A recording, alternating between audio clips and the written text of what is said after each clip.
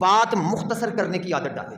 کئی بندے بات اتنی لمبی کرتے ہیں اگلا بندہ اکتا جاتا ہے اور وہ اندر سے جان چھڑا رہا ہوتا ہے میری جان کب چھوٹے گی اس سے, تو وہ اس کا فائدہ ہی کوئی نہیں.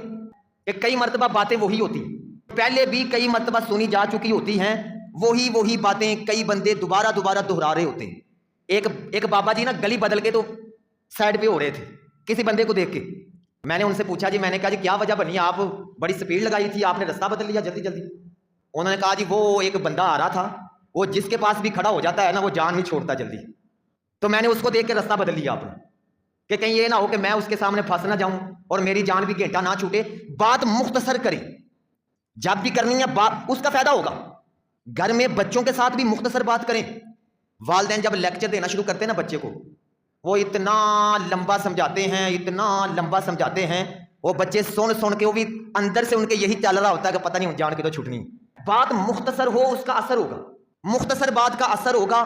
لمبی بات ادھر سے سنیں گے وہ توجہ ہی نہیں کریں گے. آپ کہتے جائیں گے ان کے ذہن میں چل رہا ہوگا جی میں نے کھیلنے جانا ہے, میں نے یہ کام کرنا ہے, آپ کی تو بات اس نے سنی نہیں سمجھی نہیں.